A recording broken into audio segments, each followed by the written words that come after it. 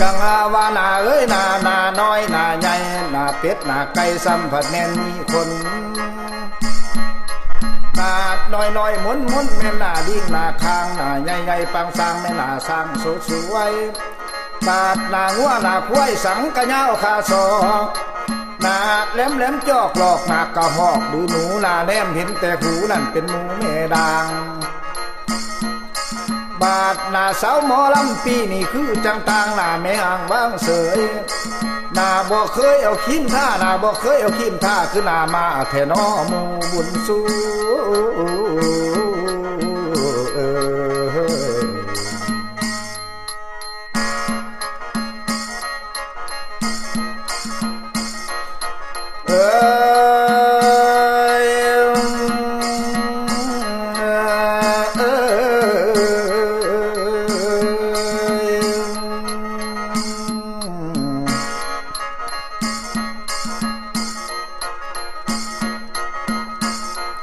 เมื่อนี้โอกาสดีมีนาเห็นเอาพวกพ่อแม่อายุแก่ก็ต้องเฒ่ากับเขาเอิ้นว่าพ่อตาค่อยว่าอย่างเมื่อหน้าก็เป็นไข่ล้มยามไส้ก็เจ็บแข้งให้ตึกแค่บาดสิแจ้งยังพ่อใดแต่เธอเดียวท่านผู้ฟังลำเมื่อยเห็นของหวานของเปรี้ยวกินคำเดียวค่อยก็ยิ้มมูให้ซิบลับก้อยนักถอยจำเจียวดีค่อยบาบอกคือข้าวเตกี้อนุพีบ่ถึงเศร้าโตกะขาวใส่สีสะอาดดีโดยแท้ไก่ตีมวยก็ยังแพ้บอกเคยแค่พ่อสนอยเพื่อเห็นยังหนุ่มร้อยบ่ถอยละลอยจังเรื่องกำลังแห้งกล้าขับรถซ่ายิงปืนไงเฮ็ดเวียกนักกระแมนได้ในวัยรุ่นยุคสมัยเฮ็ดเวียกนักกระแมนได้ใจกล้าแข็งให้ท่อเหือขึ้นแกงบนน้ำแดงสองคอนตะลุมบอลบ่มีขัวสัมท่อเหือหิมหน่อยไปหาป้ามาก้อยว่ามีถอยดอกเด้อแม่ผู้สาวแก่นางไก่อยากล้มเจ้าไอ้สวงใจหรือมาหรือเมื่อผู้ยิงไก่ขยิงไก่กับไข่แม่บ่หาแน่ก็ถือคนบนคนปานปงแก้มค่อยมาท่านแม่มวยกับมวยเสียมติดสแตมจะกล้าว่าสองหัวเขาบักบ้ายังบ่ลาลอยลมแลนเศร้ารักกับบ่ล้มแหงคำขันพอกว่าไฟมาไล่กันอยู่โตก็เกินหอดถ้าสียังบ่ทันผ่อนก็แห้งทอนบ่เพื่องปินถาดดินล้มแดน้ำยังเต็มตืออยู่โตแม่นไผก็โกข้าวยังหนุ่มไฟแห้งคู่ข้าวแถมข้อหมูบ่อยู่นานพอดีไปมาหูตาดีเดินได้สิไปใส่บ่ต้องวันขับรถเมื่อเลี้ยงจันผ่านสวรรค์กับแม่นได้แห้งบ่ให้หอมจนนี่แม่นให้เห็ดสวนมันต้นให้กุดพ้นใส่ข้าวให้เห็ดเบียกยังกับแม่นได้เห็ดเบียกยังกับแม่นได้ในวัยรุ่นยุคสมัยไปมาทั้งตีลบทบได้ใจกะใหญ่มหาศาลเก็บเบียกยังหมอลำข้างเป็นหนุ่มแวงไม่รุนใส่เบ้ามาแต่ข้าวพุ่นแห้งบ่สูญเสียเป่าตะกี้หน่อยเดียวนี้เท่าพันเท่าบ่ทอกันเป็นข้อเน่ากับเป็นสันของสำคัญที่เคยผ่านย้อนมันงานย้อนด้วยปันปีกวยอีพอคำค่อยมาเอามือจกผู้ทำเอามือค้ำบนน้ำแบงบักหัวแดงพันแหงยานข้าดีอยู่บางขาไอ้แอกงุ้มป้างุ้มตัวกับมือส่วงยังบ่จือปากกะบังบอกมือจังมันดีอยู่ใส่จับเอาปืนมาไข่มือบ่ไว้คือแต่เก่าให้ยิงคนลงเป้าสุยแต่กองลนแต่คนไว้สุยกองลนคนจังอาบว่าคนเด้ยคนหัวมนมึงกึ่งคอยบาบึงจังหนึ่งก็คือผิดคือผีมาแต่อาเวจีพญายมขับไล่เท่ายุคไม่สมัยเก่ามันดุดต่างกันหลายบ่ว่ายิงหรือซ้ายเห็นหลายบ่หยอกคนรุ่นเก่ามักออกในแห้งออกแห้งงานอายุเพิ่นกะยาวนานเกือบสิถึงหอดลอยเพิ่นบ่ด่าบ่ปล่อยบ่เสียดบ่สีคุณสมบัติก็มีเบานัวหัวมวนเฮ็ดเวียกงานกระดวนควบควรทันใจคนเท่ายุคสมัยไว้มาจวดจาดเท่ามีความสามารถเท่าวัดฟังธรรมเท่าคือเท่าหมอลำยังอยากจำนางอ่อนแถวกะบ่ท่านดอนฟันกะบ่ท่านผู้สิเอาไม้แง่หูกะยังหูว่ามวน ว่ามวนยังหูว่ามวนเอาสาวิ่งลงส่วนหัวดอนพวนบนกุ้งอยู่หัวปลาบูสนปากทำจนลุกทำหอนเอวตบมืออยู่เซลเซลให้ควายฟอนจากบาทเมื่อนี้สิใส่ความสามารถผู้เขาคือข้าในสมว่าอาจารย์ในหมอลำรุ่นใหญ่คอยบ่แม่นหมอไม่ลำมาได้20 ปีบ่ยานเพจบ่ยานผีนั่นอีสังจักยางนี่แหละซื้ออาจารย์คำบางให้จำแน่เด้อคำเบาเรื่องสูตรเรื่องทำหันใส่ปัดลำไม่ผูกไงมัดกษัตริย์ซ้ำเรือบินขันผู้ไหลได้ยินบ่จักคู่จักปีสากกันไปเบิดที่พอดทวีปเมริกาแต่ดวงแพงวันหน้าก็ยังน้องบาเก่งบาเก่งยังยอกบาเก่งสมองกูอย่าสิเส้นสิเมตเต็งผู้กล้าฝ่าฝาหน่อยแห่งสิแป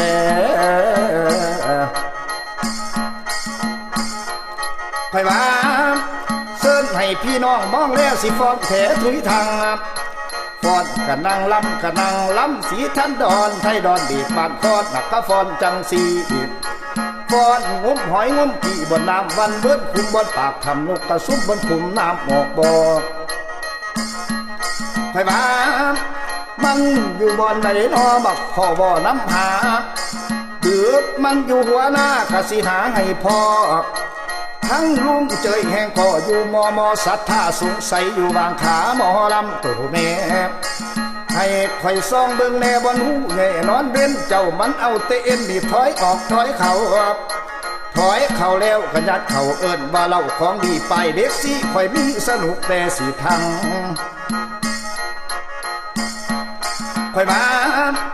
บอดจักนอนจักทางบอดจักทางจักคุยหยาค่าขาดเป็นปุยจนเห็นคุยคอนแหบ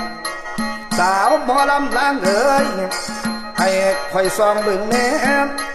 เขาคือข่อยบ่ยอมแก่ยังอยากแย่ผู้คันยังอยากขึ้นสวรรค์มือละเทือสองเทือให้กินเมียงบักเดือนี่กับหัวสีไข่อันนั้นจังแม่นไว้ซ้ำใจไว้ดุนให้ข่อยบีบเข้าปุ่นนี่ขึ้น1-3เฝือนคำวางบ่สะเทือนในใจที่จักยางในใจจักยางหัวกระทางกับบอกเงยบอกกระทางแหงเงยบอกหัวเจยแหงเห่าปันปีนข้าวจองขาก่อนไปธรรมดาหลังภาษาคนแก่เชิญให้พวกพ่อแม่บึงข่อยแนมดูสิฟอนสร้างผ้าผูฟอนงูแลบลีนลำจนปากสิปินสิแลบลีนคืองูแม่ทับผางพอทับผูยานงูจนสันเดี๋ยวนี้มาพ่อหมอลำกันสิฟอนคันบักตุมกาฟอนใบกลนกกระทาบนขนนาหนวดปงไฟบ้าคำวางฟอนจังสีเห็ดแขนสีกงและคือพระเอกอีเกไปเบิ่งน้ำหูเซมันใดอยู่บ่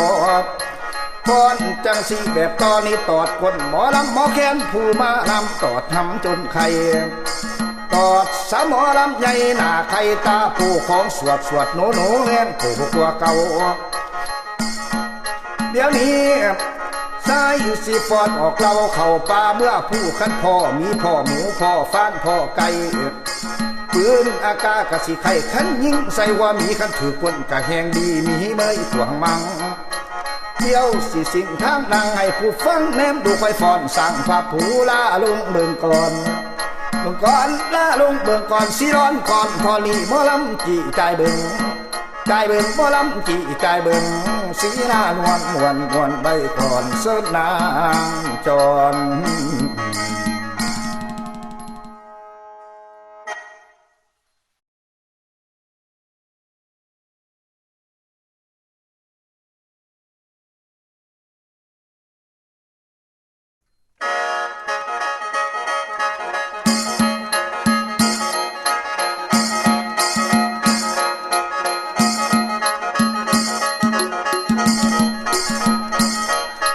จังว่าเสือน้อยเสือใหญ่เสือย่างอยู่หัวให้หักษาปลาหญ้าฆ่าเสือย่างอยู่หัวหน้าหักษาปลาหญ้าแฝดเสือกระถอยแหกผู้ดังแบกจำชาบาดถือปืนเดเสียนายท่านยิ่งมองจนลมใต้หงายทองเปิดกองหัวหน้าจนเห็นไล่หางป่าหูมันน่าจังตาบัดนาลม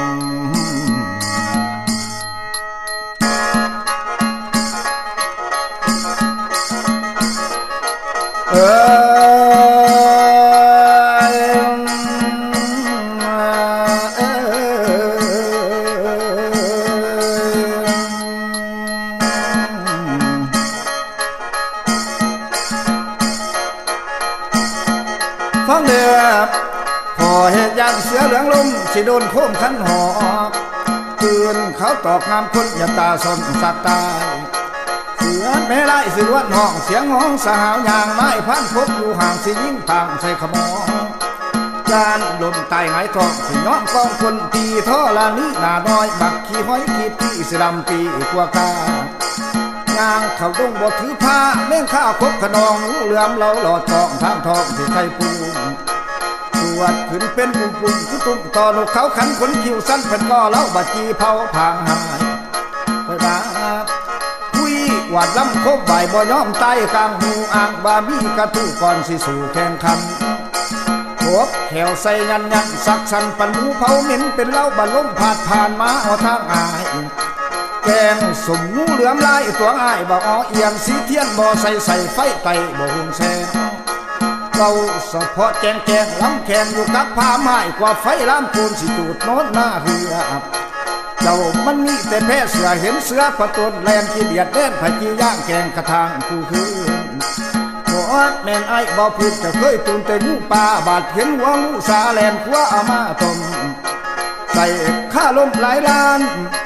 ลำหูลูกตาล้านแนวหันบ้านยานป่าอยากขายแพ้แผ่นผ่าหักคุ้มค่าบ่มีเจ็ดลงไปกระติดนี่กะแนวบ่มีเงินจ่ายเว้าไปหลายมันหลายหน่อยกะขายปากทำให้เขาหำห้องเมืองค่อยมาเว้าไปหลายผัดสิเครื่องหัวใจน้องลาเจ้ามันคนล้ำกาล้ำหาอยู่กับบ่อนอาศัยก่อนแต่งใบหมุนใส่กะบ่มีบ่จักดีจักหาย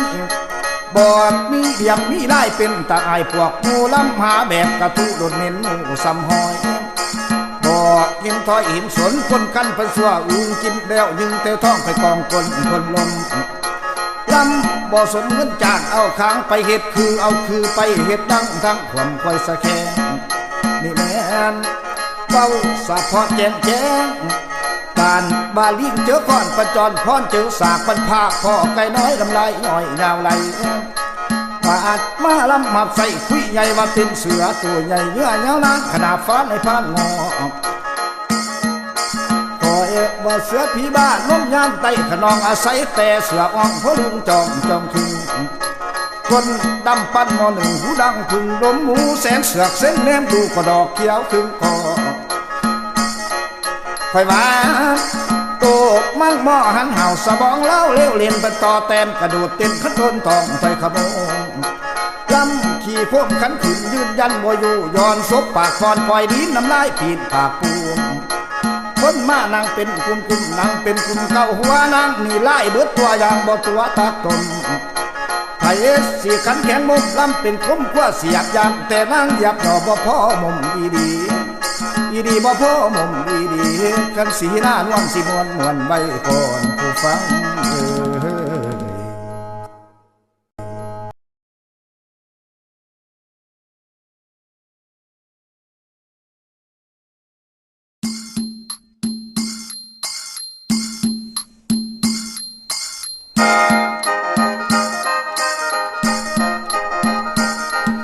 ส่วนเหนือแก้มไออ้วนส่วนถามแม่นทานอยากมวนไปแวบ้านหมอลำมีทั้งของกินน้ำข่าวขาวสาวของแม่สังแม่นหมุนทั้งเที่ยวทองบอนสื่อบอนขายบ่ว่าไส้ดื้อยิ่งทั้งเฒ่าทั้งแก่หับตอนใดทุกแง่เวลาไต่ไปเหนือทั้งไปมาเมื่อไว้โดดสายไต่ก็เคยแวสบายแท้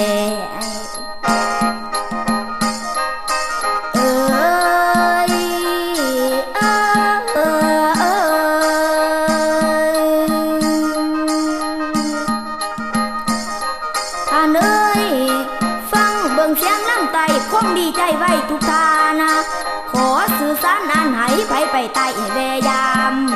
หนทางใหญ่สิบอกทานเส้นทางผ่านที่13เส้นขนานบนเลินรถแดนดีเที่ยวขาการไปมาบ่มีฮ้อนมีทั้งเลื่อนพักผ่อนอยากกินยังกะบ่ฮ้อนมีทั้งปิ่งไก่โตสินใจบอดแม่นนั่งคุยหมู่ไผบ่ไปแม่นคนหมู่บ่พ่อห้อยกิโลทานลงไปเกตใต้ดื้อสิจุ่มเที่ยวเหนือเสนอ